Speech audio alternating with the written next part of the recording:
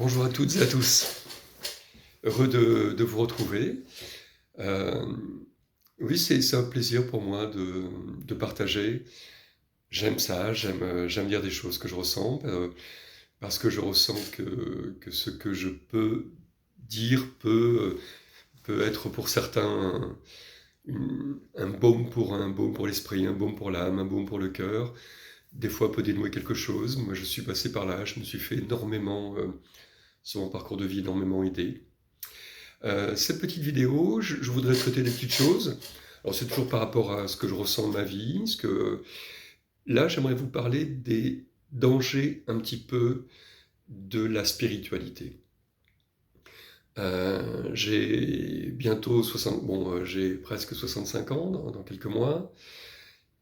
Ça va faire plus de 40 ans que je me suis vraiment engagé, même bien plus de 40 ans, engagé vraiment dans une voie. Et sur mon parcours, j'ai rencontré beaucoup d'émotions, beaucoup de blocages, plein de choses, etc. Et puis je suis passé par des phases où j'étais très fier de pouvoir me dire que moi j'avais la technique merveilleuse, bien plus magnifique que les autres, que moi j'avais telle perception qui se développait, que donc ci, que ça. Et est arrivé l'ego spirituel. L'ego spirituel, c'est une forme de pensée, c'est tout plein de choses qui nous dit que nous avons la vérité, nous, on est meilleur que les autres, nous, on sait qu'on a raison et que les autres ont tort. Et tout ça, ça peut... Alors en plus on va s'éveiller, se réveiller, plus cet ego il devient fin, parce que sinon, s'il est trop facile à voir, il ne pourra pas exercer son emprise, donc il va de plus en plus nous manipuler. Ça nous arrange quand nous sommes des êtres comme ça qui marchons dans cette voie-là, de ne pas regarder en nous et de pouvoir dire à l'autre qu'il a tort, voilà, qu'il n'est pas, que sa façon de faire n'est pas la bonne, etc., etc. Tout ça, ce sont des jugements. Et à partir du moment où on juge, on condamne. Et à partir du moment où on condamne, on sépare. Il y a l'autre et puis moi. Et ce que tu fais, toi, c'est pas bien, et moi, ce que je vois, c'est bien. Mais tout ça, c'est la séparation. Je ne regarde plus la personne en tant qu'âme, en tant qu'essence. Je regarde juste, en face de moi, j'ai quelqu'un qui se trompe et je vais lui dire mes quatre vérités. Voilà, quelque part, c'est ça. Je vois par exemple, j'écris des posts, tout ça sur Facebook, sur YouTube, et puis un jour, je mets par exemple, il est important que l'on fasse ce choix, tatati tatata, et puis après, je reçois un commentaire. Il ne faut pas dire ça, ce n'est pas nous qui choisissons, on ne choisit pas, tout est destiné, tout est écrit, et puis rien n'est important, car de toute façon tout ce qui doit se faire se fait, etc. Oui, totalement d'accord. Mais si cette personne, elle se laissait infuser par ce qui est dit, ou regarder d'autres choses, ou si son regard était beaucoup plus holistique, elle comprendrait que je suis d'accord avec ça. C'est pas parce que je suis d'accord avec ça que je dois juste parler de ce point-là. Je peux aussi parler d'un autre point. Si je parle d'un éléphant, je peux parler de sa trompe, et vous allez m'engueuler parce que je parle pas de sa queue. Mais moi, je parle de sa trompe. Je peux parler de ses oreilles et non pas de sa patte. Je parle toujours de l'éléphant. Quand on est incarné, il y a notre partie incarnée, il y a notre partie, entre guillemets, spirituelle. Comme je le dis, moi je me considère un être spirituel, même si maintenant, pour moi, ce mot ne veut absolument rien dire. Parce qu'il y a bien plus de spiritualité dans le cœur de certaines personnes que dans le jugement de certains thérapeutes ou de personnes qui se disent spirituelles. La véritable spiritualité, elle est dans la simplicité de la vie, elle est dans le non-jugement, elle est dans la reconnaissance, elle est dans l'acceptation de ce qui est. Pour moi, c'est primordial. Quand on est dans cet ego spirituel, on va, je crois que cette phrase dit, on va chercher la petite bête à midi à 14 heures. Voilà, on va chercher la petite bête et on va chercher midi à 14 heures. Là, j'ai lu des tartines et des tartines de bouquins ésotériques, et puis je m'apercevais parfois que je tombais sur une lecture d'un maître qui disait De toute façon, ce n'est pas vous qui choisissez, c'est pas vous qui faites les choses, donc rien n'est important. Soyez dans l'acceptation, dans l'abandon le plus total, etc. Je tournais les pages, et puis 20-30 pages plus tard, ce même bonhomme, ce même maître disait « Il est important que vous compreniez telle chose, que vous fassiez telle chose, que vous soyez régulier dans telle pratique, parce que sinon, tatati tatata. » Je me dis « Mais c'est complètement paradoxal. À une page, il dit un truc, et à l'autre page, il dit l'inverse. » Oui, ça n'empêche pas. C'est encore un regard. Est-ce que je parle de la trompe ou est-ce que je parle de la queue? Vous savez que j'ai écrit un recueil de citations, j'espère qu'il va être édité, je vous en reparlais tout à l'heure. Mais dans une des citations, ça dit « Je dis bleu à l'un, rouge à l'autre, et vert encore à cet autre, et pourtant, je parle toujours de la même couleur. » C'est tout à fait ça.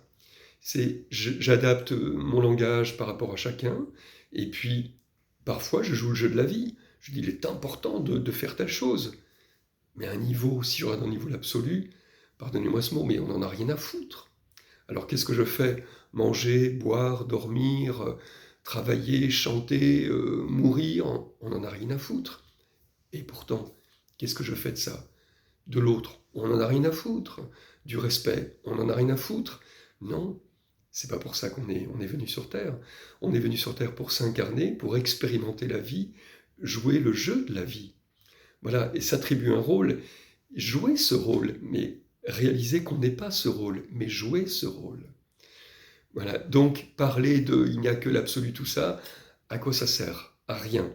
Oublier que nous sommes aussi l'absolu, c'est dommage parce qu'on croit uniquement dans ce cas-là à ce petit monde chaotique qui d'ailleurs se meurt, à mon sens. Si je vous pince les fesses, vous dites « aïe », ça c'est une réalité. Si je me recentre et je porte mon attention sur mon âme, sur mon cœur, en toute conscience, je peux ressentir cette paix infinie, cette paix au-delà de tout. C'est aussi une réalité. Voilà. Et ces deux réalités s'assemblent. Elles ne se ressemblent pas, elles s'assemblent. Elles s'unifient. Je vous parlais de... Voilà, donc je vous parle de ça. Je voudrais vous dire aussi que tout est là, tout est en nous. Le chercheur spirituel, il faut avoir beaucoup cherché pour comprendre en fait qu'il n'y a rien à trouver à l'extérieur de nous-mêmes, parce que tout est en nous-mêmes. Mais on peut dire cela après avoir beaucoup cherché. Et si on ne cherche pas, on ne va rien trouver, parce qu'on ne cherche pas, donc on va passer à côté des choses. Mais à partir du moment où on les recherche, on ne les trouvera pas, parce qu'on va s'éloigner de nous-mêmes. Et c'est en commençant, en regardant en nous, en observant que lorsqu'on nous parle, donc, qu'est-ce qui est touché, qu'est-ce que je ressens, s'apaiser, et là on va commencer à se découvrir.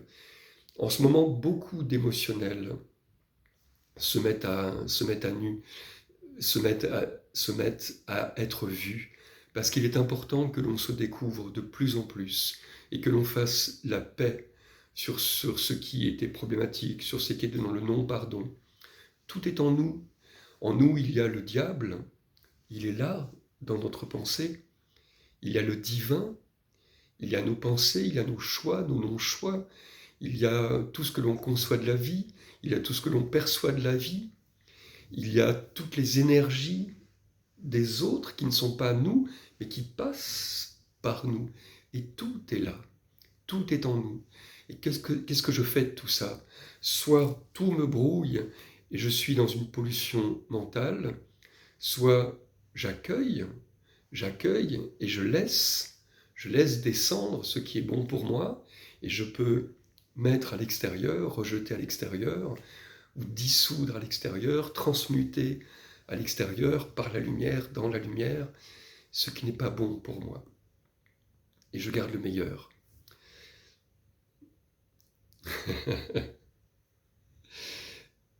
Voilà, peut-être je vais en rester là pour aujourd'hui.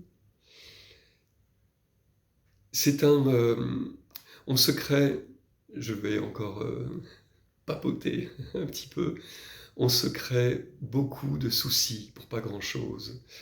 On se crée beaucoup d'anxiété pour pas grand-chose. Si on arrive à, j'ai aussi dit dans une dernière vidéo, quelque chose certaines choses sont primordiales, voilà, être dans l'amour, apaiser son mental. Quand on apaise son mental, le silence intérieur peut être là. Et dans ce silence, on arrive vraiment à faire l'expérience que nous ne sommes pas notre pollution mentale, que nous ne sommes pas nos pensées, que nous sommes celui qui s'extrait de tout ça. On est ce soi, je sais, on peut le nommer soi, la source, le divin, peu importe, avec un S majuscule, on est ce soi qui regarde ce petit soi, qui fait tout ce qu'il peut pour garder la tête hors de l'eau. Mais ce soi-là, il est immuable, il est en paix, il est même hors du temps, hors du monde, hors de tout. Il est juste. Voilà pourquoi je suis celui qui est. Le Christ a dit ça, je suis cela.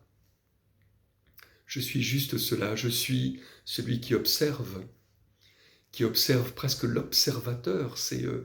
Je suis celui qui écoute l'écoute. Et si on est en cela, on s'aperçoit que le flot de la vie est juste un flot.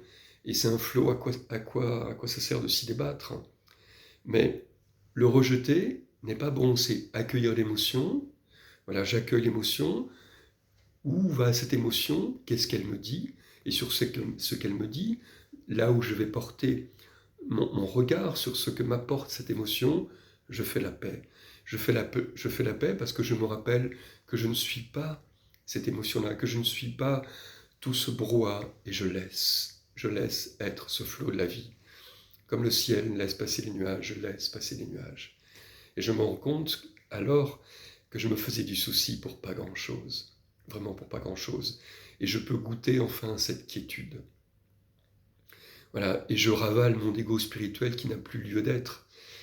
Parce que quand on a cheminé, oui, certes, on est devenu un plus fin psychologue, certes, on ressent les gens, ne serait-ce que parce qu'il a fait, il a bougé un doigt, un truc, toc, ça nous apparaît, la vie devient tellement plus lisible.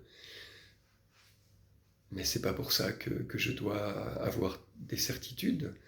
Je ne suis certain que de ma certitude, et dès que je suis certain de quelque chose, je suis certainement dans l'erreur. Je peux juste être certain de mon ressenti. Voilà, ce que je ressens, et c'est tellement fort en moi que je te le dis, après tu l'accueilles comme tu veux. Chacun a sa vérité. Voilà, je regarde la trompe de l'éléphant, je regarde sa queue, je regarde son oreille, mais je parle de la même chose. Et parmi toutes ces vérités, existe la vérité.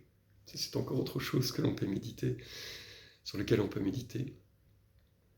Je vous ai parlé tout à l'heure de cette citation. Vous savez que j'ai écrit un recueil de citations, 366, donc sous forme d'éphéméride. Ces citations ont jalonné ma vie. Je les ai sorties de ce que j'ai pu lire de certains livres, ou de maîtres, soit que j'ai rencontrés, soit dans des bouquins, ça j'ai dit, ou de certains éveillés qui m'ont parlé, de canalisations que l'on m'a données, et puis d'autres qui sont passés à travers moi, insufflés par la source. Ces citations, dernièrement, un être de lumière disait, elles ne sont pas qu'un recueil de citations, elles sont aussi un baume pour l'esprit, un baume pour l'âme. Chaque citation est illustrée par Marthe Gardiol, qui peint elle aussi sous canalisation. Voilà, donc c'est un beau recueil, j'espère qu'il verra le jour. Ces citations sont encore en demande de souscription. Sans votre aide, ce recueil risquerait de ne pas voir le jour. Donc pour ceux et celles qui ont envie de se faire un beau cadeau, ou d'offrir ce beau cadeau, c'est quelque chose que vous pouvez faire en souscrivant. Je vous donnerai les infos là sous le site, sous la vidéo. Voilà, aux éditions Trace ta vie, je vous dirai tout ça. Si cette vidéo vous a plu, n'hésitez pas à la liker, n'hésitez pas à la partager. Et puis, Inch'Allah, je vous embrasse. Soyez dans la simplicité de la vie. Le Christ a dit « Heureux les simples d'esprit, je ne sais pas si je l'ai dit tout à l'heure ou dans une autre vidéo, heureux les simples d'esprit ne veut pas dire heureux les couillons, c'est heureux ceux qui ressentent la vie avec un mental apaisé en étant simple dans son esprit. Voilà, je vous embrasse, au revoir.